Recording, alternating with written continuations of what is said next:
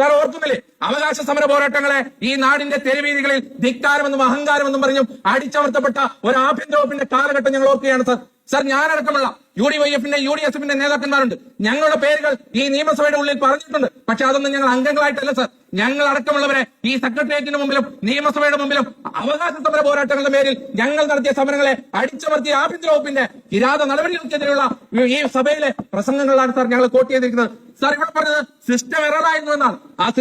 ആ system correct ചെയ്യുന്നതിന് വേണ്ടിയിട്ടുള്ള ഒരു സർക്കാരായിരിക്കും സാർ. സാർ ഒരു കാര്യം ഉറപ്പിച്ചു പറയുന്നു, ഇവിടെ വൺമാൻ ഷോകൾ ഉണ്ടാകില്ല, അത് ഉണ്ടാകാൻ അനുവദിക്കില്ല എന്ന് ഞങ്ങൾ പറയാൻ ആഗ്രഹിക്കുകയാണ്. ഒന്ന് ചിരിച്ചാൽ ഇവിടെ ഓരോ ദന്തഗോപുരങ്ങളും ഇവിടെ താഴെ വീഴാൻ പോകുന്നില്ല.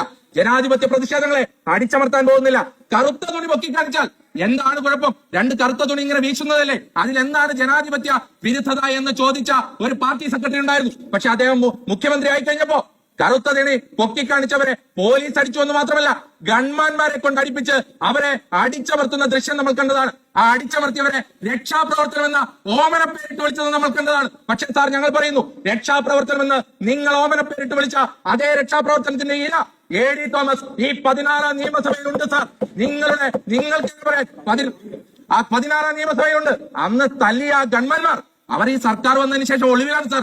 അവരെ കാണാൻ സാർ. അതുകൊണ്ട് ഇവിടെ അടിച്ചമർത്താൻ ഞങ്ങൾ അനുവദിക്കില്ല സാർ. ഇവിടെ അങ്ങനെ വളഞ്ഞിട്ട് തല്ലുന്ന ഇടുമ്പന്മാരുടെ ഭരണമായിരിക്കില്ല സാർ. ഇവിടെ ശ്രീ K. കരുണാകരൻ, ശ്രീ ഉമ്മൻചാണ്ടി അവരെ പോലുള്ള ദിഷണാചാരികൾ കാണിച്ചു തന്ന പാതയിലൂടെ ആയിരിക്കും ഞങ്ങൾ പോകുന്നത് സാർ. ഇവിടെ ബേപ്പൂരംഗം കുറെ BJP-യുമായി ബന്ധപ്പെട്ട കുറെ കാര്യങ്ങൾ പറഞ്ഞു. ബഹുമാനപ്പെട്ട ബേപ്പൂരംഗത്തെ എനിക്ക് ഓർമ്മിപ്പിക്കാനുള്ളത്, വിഴിഞ്ഞത്തിന്റെ ഉദ്ഘാടന വേദിയിൽ യോഗി ആദിത്യനാഥിന്റെ കത്തെടുത്ത് വായിച്ചപ്പോ താങ്കൾ അടക്കമുള്ളവർ എവിടെ പോയെന്നോ നിങ്ങൾ ചോദിക്കാൻ ആഗ്രഹിക്കുകയാണ്. വിഴിഞ്ഞം ഉദ്ഘാടന വേദിയിൽ KPCC അധ്യക്ഷനെ വിളിക്കാതെ ഒരു MLA പോലും അല്ലാതിരുന്ന BJP സംസ്ഥാന അധ്യക്ഷനെ വിളിച്ചിരുത്തിയപ്പോ താങ്കൾ അടക്കമുള്ളവർ എവിടെ പോയിരുന്നു സാർ? ഇവിടെ ഉമ്മൻചാണ്ടി സാറിന്റെ പേര് പോലും പറഞ്ഞിരുന്നില്ല.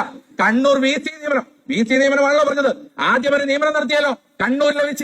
ആ കണ്ണൂരിലെ VC നിയമനം നടത്തിയപ്പോ നിങ്ങൾ എവിടെയായിരുന്നു സാർ? കണ്ണൂർ വിമാനത്താവളം ആ ഉദ്ഘാടനത്തിന് അമിത്ഷായെ വിളിച്ചു വരുത്തി BJP-യുടെ ദേശീയ പ്രസിഡന്റിനെ വിളിച്ചു വരുത്തിയപ്പോ താങ്കൾ എവിടെയായിരുന്നു? അത് മാത്രമല്ല ഇവിടെ BJP അംഗം CMRL-ന്റെ MD ആരാണ് എന്നറിയാമോ എന്നൊക്കെ ചോദിക്കുന്നത് കേട്ടു. ബഹുമാനപ്പെട്ട BJP അംഗം CMRL-ന്റെ MD-യുടെ അനിയന്റെ പേരെന്താണ്? അനിയന്റെ പേര് അജിത്ത് കർത്ത എന്നാണ്. അജിത്ത് കർത്ത ആരാണ്? അജിത്ത് കർത്ത RSS-ന്റെ വ്യാപാരി സംഘത്തിന്റെ ചെയർമാനാണ്. ആ അജിത്ത് കർത്തയെ RSS-ന്റെ കാര്യാലയത്തിൽ മാരാർജി ഭവനിൽ ഒളിപ്പിച്ചു വെച്ചിട്ടാണ് താങ്കൾ അടക്കമുള്ളവർ CMRL-ന്റെ പേര് പറയുന്നത്. അത് മാത്രമല്ല CMRL-ന്റെ അളിയൻ ഇവിടെ ഉണ്ടല്ലോ, അളിയനും മച്ചമ്പിയും ചേർന്ന കച്ചവടമൊക്കെ പൊട്ടിക്കും എന്ന് പറയാൻ ഞങ്ങൾ ആഗ്രഹിക്കുക.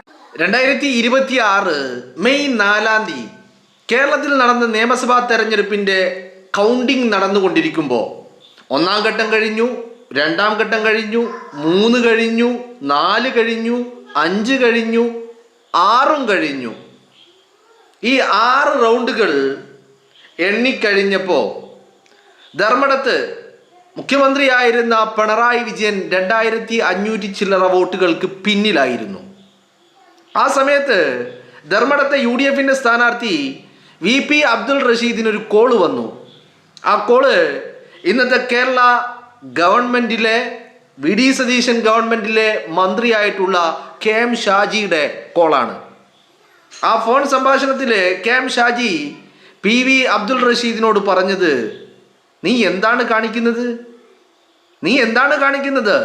പിണറായി വിജയനെ നമുക്ക് നിയമസഭയിൽ കിട്ടണം.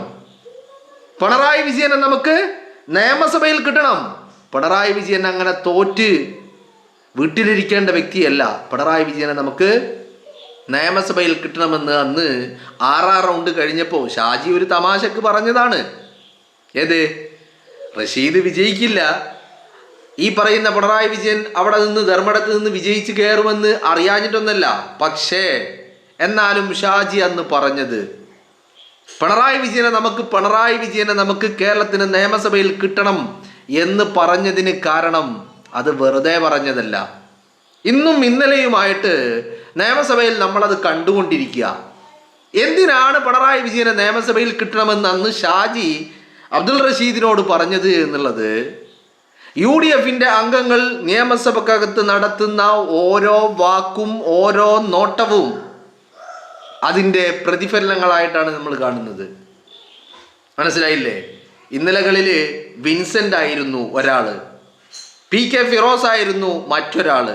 എന്നാൽ ഇന്ന് അത് ഈ പറയുന്ന അഡ്വക്കേറ്റ് റഹ്മത്തുള്ള മഞ്ചേരിയിൽ നിന്നുള്ള MLA അഡ്വക്കേറ്റ് റഹ്മത്തുള്ള അതിൽ ഒരാളാണ്. മറ്റൊരാൾ അബിൻ വർക്കിയാണ്. അബിൻ വർക്കിയുടെ സംസാരമാണ് നിങ്ങൾ കേട്ടത്.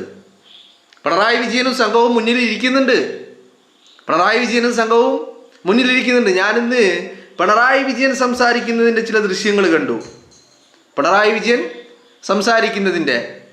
വിജയൻ സംസാരിക്കുമ്പോൾ തൊട്ട് പിന്നിലായിട്ട് സൈഡിലായിട്ട് KN ബാലഗോപാലനുണ്ട്, തൊട്ട് പിന്നിലായിട്ട് മരുമോൻ മുഹമ്മദ് റിയാസ് ഉണ്ട്, പിന്നെ KU ജനീഷ് കുമാർ ഉണ്ട്. അങ്ങനെ ആകെ 26 ഇവറ്റുകൾ ഉള്ളത്. ഇതിൽപ്പെട്ട 1, 2, 3, 4 ആൾക്കാർ ആ ദൃശ്യങ്ങളിൽ നമുക്ക് കാണാം. ആ ഫ്രെയിമിൽ മുഹമ്മദ് റിയാസ് ഇങ്ങനെയാണ്, ജനീഷ് കുമാർ മൊബൈലിൽ നോക്കുകയാണെന്ന് അറിയില്ല, താഴോട്ട് നോക്കി അങ്ങനെ ഇരിക്കുന്നുണ്ട്. പിന്നെ ഈ ഡെസ്കിന്റെ മറവുള്ളത് കൊണ്ട് ഒന്നും കാണാൻ കഴിയുന്നില്ല. ബാലഗോപാല് ചത്ത ശവം പോലെയാണ് ഇരിക്കുന്നത്. പിണറായി വിജയൻ സംസാരിക്കുകയാണ് നിയമസഭയിൽ. ആർക്കും താല്പര്യങ്ങളൊന്നുമില്ല. ആർക്കും നിയമസഭയിൽ വരണം, സമ്മേളനത്തിൽ പങ്കെടുക്കണം, 2 വാക്ക് പറയണം എന്നൊക്കെ ഒരു ആഗ്രഹം ഉണ്ടാവുമല്ലോ. അതൊന്നും ഇവറ്റകളുടെ കൂട്ടത്തിലുള്ളവരെ കാണുന്നില്ല. എന്തോ ആരുടെയോ അല്ലെങ്കിൽ ഒരു നിർബന്ധത്തിന് വഴങ്ങിയിട്ട്, അങ്ങനെയുണ്ടല്ലോ, ഒരു താല്പര്യമില്ലാത്ത ഒരു പ്രവൃത്തി, അതുപോലെ ആർക്കാനോ വേണ്ടി ഓക്കാനിക്കുക എന്ന് പറയും നമ്മൾ. അതുപോലെ നിർബന്ധത്തിന് വഴങ്ങിയിട്ട് വന്നിരിക്കുന്നത് പോലെ. പ്രതിപക്ഷ നേതാവാണ് പിണറായി വിജയൻ, ഇവരുടെ രാജാവായിരുന്നു, ഇവരൊക്കെ അടിമകളായിരുന്നു ഒരു ഘട്ടത്തിൽ. ഇപ്പോൾ അദ്ദേഹം സംസാരിക്കുന്നത് പോലും കേൾക്കാൻ താല്പര്യമില്ല.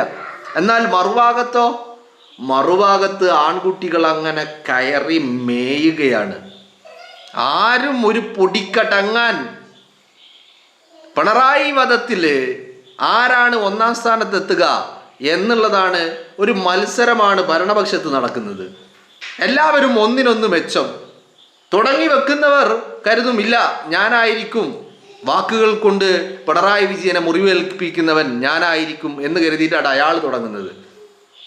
എന്നാൽ സഭ പിരിയുമ്പോൾ സംസാരിച്ചവർക്കെല്ലാം അങ്ങോട്ടും ഇങ്ങോട്ടും കൺഫ്യൂഷനാ, ആരാണ് മികച്ചു നിന്നത് എന്നുള്ള രീതിയിൽ.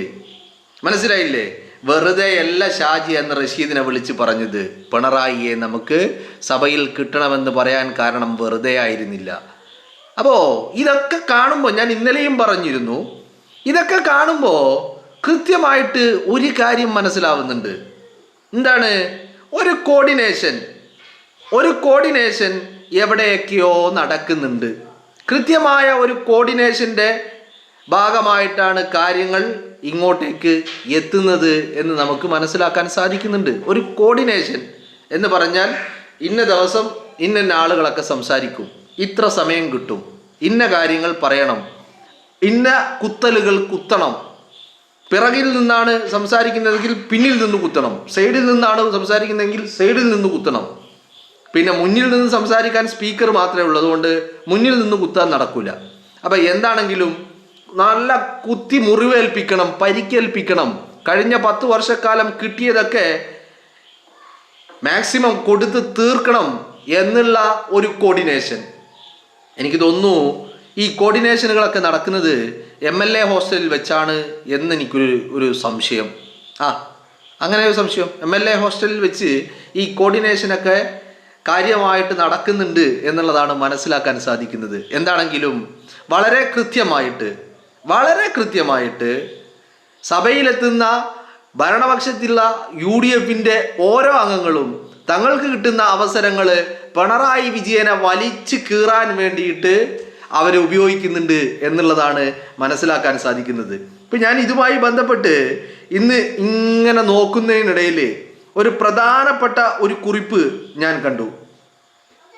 ആ പ്രധാനപ്പെട്ട കുറിപ്പ് എന്ന് പറയുന്നത് അഡ്വക്കേറ്റ് ദീപ ജോസഫിൻ്റെ കുറിപ്പാണ്. ദീപ ജോസഫിൻ്റെ കുറിപ്പിന് എന്താണ് ഇത്ര പ്രത്യേകത എന്ന് ചോദിച്ചാൽ, കഴിഞ്ഞ കാലങ്ങളിൽ കോൺഗ്രസിനെ പിന്തുണച്ചതിൻ്റെ പേരിൽ വളരെ അധികം വേട്ടയാടപ്പെട്ട ഒരു അഭിഭാഷകയാണ് ദീപ ജോസഫ് എന്ന് പറയുന്നത്. വളരെയധികം വേട്ടയാടപ്പെട്ട പല രീതിയിൽ സൈബർ ക്രിമികീടങ്ങൾ സൈബറിടങ്ങളിൽ വേട്ടയാടിയപ്പോൾ ഈ പറയുന്ന നിയമപരമായി പല രീതിയിലും അവർക്കെതിരെയുള്ള പല നീക്കങ്ങളും നടന്നിട്ടുണ്ടായിരുന്നു. അപ്പോൾ അബിൻ വർക്കിയുടെ ഈ പറയുന്ന സംസാരം, നിങ്ങൾ കേട്ട സംസാരം, അത് പങ്കുവെച്ചുകൊണ്ട് ദീപ ജോസഫ് ഒരു കുറിപ്പ് സോഷ്യൽ മീഡിയയിൽ പങ്കുവച്ചിട്ടുണ്ട് തൻ്റെ ഫേസ്ബുക്ക് ഹാൻഡിലിൽ. MLA അബിൻ വർക്കി, ഈ ചേച്ചി ഒന്ന് കെട്ടിപ്പിടിച്ചോട്ടെ, കാരണഭൂതനെ ഇരുത്തി പുഴുങ്ങിയല്ലോ. വിജയൻ തോക്കണേന്ന് എൻ്റെ ചുറ്റിലും ഇരുന്നവർ പ്രാർത്ഥിച്ചു. പക്ഷേ ഞാൻ ഉള്ളുരുകി പ്രാർത്ഥിച്ചത് വിജയൻ ജയിക്കണേന്നാണ്. തോറ്റിരുന്നെങ്കിൽ ജനാധിപത്യം കരഞ്ഞു പോയേനെ. ഇരുത്തി ഇമാതിരി പ്രസംഗം കേൾപ്പിക്കുമ്പോൾ ഉള്ളിൽ എന്തൊരു സന്തോഷം. ദീപ ജോസഫ് പറയുന്നത്, റിസൾട്ട് എണ്ണുന്ന ദിവസം വിജയൻ തോൽക്കണമെന്ന് കൂടെ ഉണ്ടാവരൊക്കെ പ്രാർത്ഥിച്ചിരുന്നു. പക്ഷേ ഞാൻ എൻ്റെ ഉള്ളിനുള്ളിൽ പ്രാർത്ഥിച്ചത് വിജയൻ ജയിക്കണം. ഏത്, നമ്മളെ KM ഷാജി റഷീദിനെ വിളിച്ച് പറഞ്ഞ അതേ ലൈന്, നിയമസഭയിൽ വിജയൻ ഉണ്ടാവണം. ആ നിയമസഭയിൽ പിണറായി വിജയനെ UDFന്റെ ഭരണപക്ഷത്തിന്റെ അംഗങ്ങൾ ഇങ്ങനെ വലിച്ചു കീറണം. അത് കേരളം കാണണം.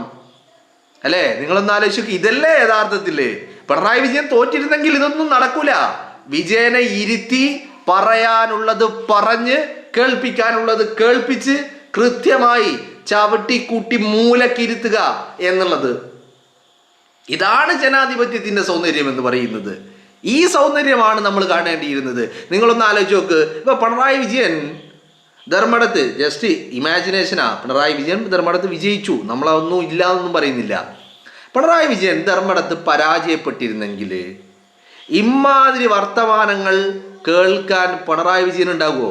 പിണറായി വിജയൻ നിങ്ങൾക്ക് തോന്നുന്നുണ്ടോ ധർമ്മടത്ത് തോറ്റിട്ടുണ്ടെങ്കിൽ പിണറായി വിജയൻ എപ്പോഴെങ്കിലും ഇത്തരത്തിൽ നിയമസഭാ TV തുറന്നിട്ടോ അല്ലെങ്കിൽ ന്യൂസ് ചാനലുകൾ തുറന്നിട്ടോ സോഷ്യൽ മീഡിയ തുറന്നിട്ടോ UDFന്റെ അംഗങ്ങളുടെ സംസാരം ഇങ്ങനെ കൃത്യമായി ഇരുന്ന് കേൾക്കുമെന്ന്? ഇല്ല. ഇതിപ്പോ നിയമസഭയിലായതുകൊണ്ട് കേൾക്കുകയല്ലാതെ വേറെ വഴിയില്ല. മറുത്തൊന്നും പറയാനും പറ്റൂല, ഇരുന്ന് കേൾക്കുകയും വേണം. എന്തെങ്കിലും പറഞ്ഞാൽ പിന്നെ തീർന്ന്. സമാധാനത്തില് ഇനിയിപ്പോ അവിടെ ഇരുന്ന് ഉറങ്ങിയ ഭാവം നടിച്ചിട്ടാണെങ്കിലും അവിടെ ഇരിക്കല്ലാതെ വേറെ രക്ഷയില്ല. അല്ലാണ്ട് എഴുന്നേറ്റ് നിന്ന് എന്തെങ്കിലും ഒന്ന് ചൊറിഞ്ഞാൽ തീർന്ന്. കാരണം ഇവിടെ 26 അവിടെ 102 കേറി മേയും. പിന്നെ മനസ്സിലായില്ലേ? അപ്പൊ ഇതാണ് ഷാജി പറഞ്ഞത്. ആരോട്? റഷീദിനോട്. പിണറായി വിജയനെ നമുക്ക് കേരളത്തിന്റെ നിയമസഭയിൽ കിട്ടണം. നിങ്ങളൊരു കാര്യം ആലോചിച്ചിട്ടുണ്ടോ? പിണറായി വിജയനെതിരെ ഈ UDFന്റെ അംഗങ്ങൾ പറയുന്ന ഓരോ വാക്കുകളും നിയമസഭാ രേഖകളിൽ കൃത്യമായി രേഖപ്പെടുത്തും എന്ന് പറഞ്ഞാൽ ഈ വലിച്ചു കീറലുകൾ വെറും വീഡിയോ ആയിട്ടോ അല്ലെങ്കിൽ ഇപ്പൊ നമ്മൾ കേൾക്കുന്ന ഒരു ശബ്ദമായിട്ടോ മാത്രമല്ല, കേരളത്തിന്റെ നിയമസഭ എത്ര കാലം ഉണ്ടോ അത്രയും കാലം ഈ ശബ്ദങ്ങൾ, ഈ സംസാരങ്ങൾ, ഈ വാക്കുകൾ ഈ പിണറായി വിജയനെ വലിച്ചു കീറി വലിച്ചു വാരി ഭിത്തിയിലൊട്ടിക്കുന്നത് അത്രയും കാലം, നിയമസഭ ഉള്ളിടത്തോളം കാലം, കേരളം ഉള്ളിടത്തോളം കാലം നിയമസഭാ രേഖകളിൽ രേഖപ്പെടുത്തി വെക്കും. എന്ന് പറഞ്ഞാൽ ചിലപ്പോൾ നമ്മളിപ്പോൾ കേൾക്കുന്ന വീഡിയോകളൊക്കെ ചിലപ്പോൾ കുറേ കഴിഞ്ഞാൽ നമുക്ക് സെർച്ച് ചെയ്താൽ പോലും ചിലപ്പോൾ കിട്ടിക്കൊള്ളണമെന്നില്ല. പക്ഷേ വളർന്നു വരുന്ന തലമുറക്ക് ഇതൊക്കെ നിയമസഭാ രേഖകളിൽ നിന്ന് അനായാസം ഇങ്ങോട്ട് എടുക്കാൻ പറ്റും. മനസ്സിലായില്ലേ? അതാണ് ഞാൻ പറഞ്ഞത്. അപ്പൊ കൃത്യമാണല്ലോ ഷാജി അന്ന് പറഞ്ഞത് എന്താണ്, എന്തിനു വേണ്ടിയാണ് എന്നുള്ളത് ഇപ്പോൾ എല്ലാവർക്കും കണ്ടറിയാൻ പറ്റുന്നുണ്ട്. കണ്ടറിയാത്തവൻ കൊണ്ടറിയുമെന്നാണ്. പക്ഷേ ഇപ്പോ പിണറായി വിജയൻ എല്ലാം കണ്ടും കേട്ടും അറിയുകയാ. നിയമസഭയിൽ അങ്ങനെ ഇരുന്നു കൊടുക്കേണ്ടി വരിക. പാവം, എന്തൊരു കഷ്ടാ. നോക്കൂ നിങ്ങൾ, ഓരോ ദിവസം ഓരോരുത്തരാ. ഇന്നലെ PK ഫിറോസ് ആയിരുന്നു, ഇന്നിപ്പോ അബിൻ വർക്കിയാണ്, ഇന്നലെ വിൻസെന്റ് ഉണ്ടായിരുന്നു, ഇന്ന് റഹ്മത്തുള്ളയും ഉണ്ടായിരുന്നു. എല്ലാവരും ഇങ്ങനെ വലിച്ചു വാരി അങ്ങ് ഭിത്തിയിലൊട്ടിക്കുക. പിന്നെ ഈ പറയുന്ന യുവ നേതാക്കളാകുമ്പോൾ അവരുടെ വാക്കിലോ അവരുടെ സംസാരത്തിലോ അവരുടെ പദപ്രയോഗങ്ങളിലോ യാതൊരുവിധ ദാക്ഷിണ്യവുമില്ല. അതിനൊക്കെ കാരണം എന്ന് പറയുന്നത് ഇപ്പൊ PK ഫിറോസ് ആണെങ്കിലും അബിൻ വർക്കി ആണെങ്കിലും ഇവരൊക്കെ കഴിഞ്ഞ 10 വർഷക്കാലം പല സമര പോരാട്ടങ്ങളിലെയും മുന്നിൽ നിന്നതിൻ്റെ പേരിൽ വലിയ രീതിയിൽ ആക്രമിക്കപ്പെട്ടവരാണ്, വളഞ്ഞിട്ട് ആക്രമിക്കപ്പെട്ടവരാണ്. അതുകൊണ്ട് തന്നെ അവരുടെ വാക്കുകൾക്ക് അന്ന് കിട്ടിയ ലാത്തി കൊണ്ടുള്ള അടിയിലേക്കാൾ വലിയ പ്രഹരം ഇവരുടെ ഓരോരുത്തരുടെയും വാക്കുകൾക്കുണ്ട് എന്നുള്ളതാണ് നമുക്ക് കേട്ടറിയാൻ സാധിക്കുന്നത്.